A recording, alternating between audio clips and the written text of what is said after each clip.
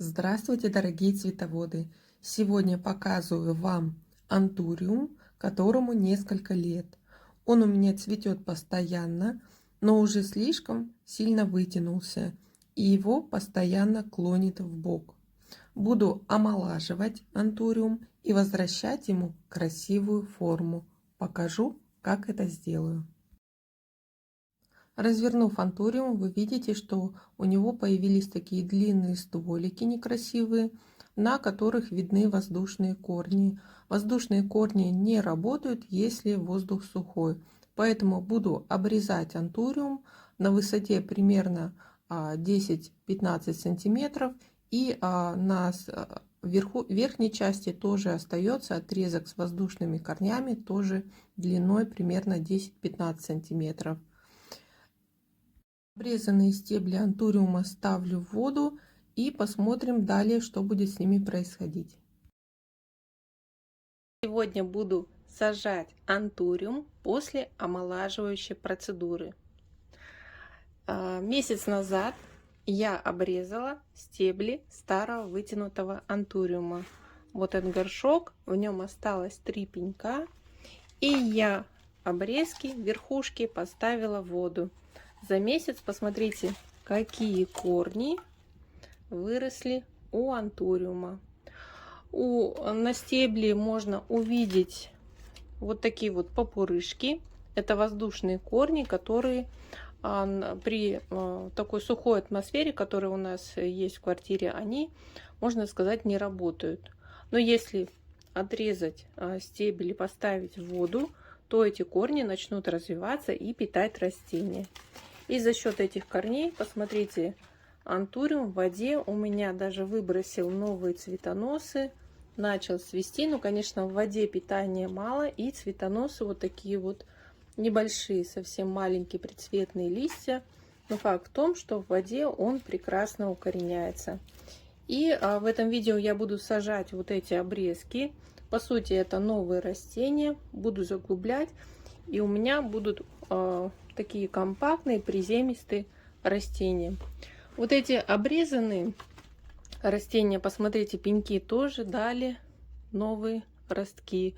Вот один росточек, ниже проснулся второй росточек, то есть верхушка роста. Здесь от корня пошла одна розеточка.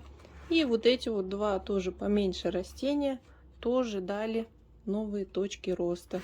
То есть такая обрезка — это прекрасная процедура омоложения вытянувшихся растений и размножения тоже. То есть вы получаете и укорененные верхушки, и старые растения тоже продолжат активно расти и вскоре зацветут.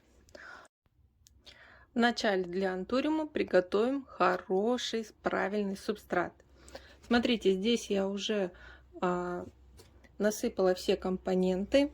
Это торф верховой и переходной нейтральной реакции. Кусочки сосновой коры. Здесь есть мелкие, немного крупных кусочков. Мох сфагнум.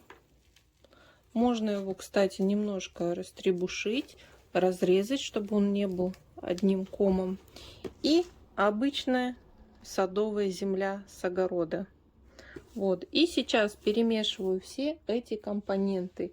И дополнительно я добавляю еще вот столовую ложку небольших кусочков древесного угля. Это у меня, кстати, уголь для жарки шашлыка. Можно набрать из костровища.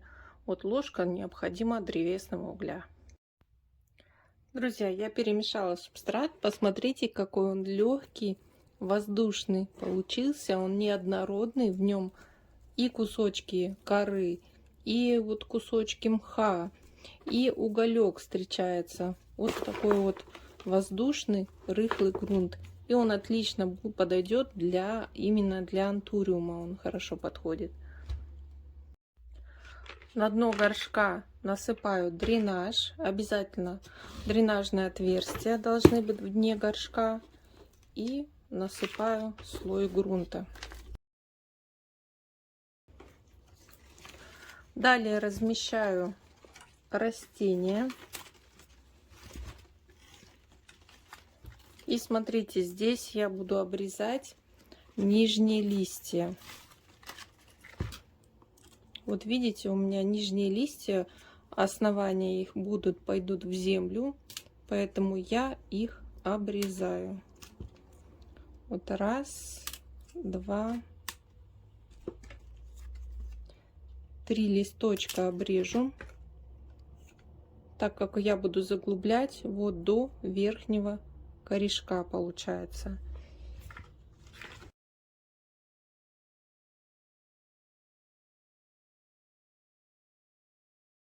Итак, держу растение на нужном уровне и заполняю горшок приготовленным субстратом.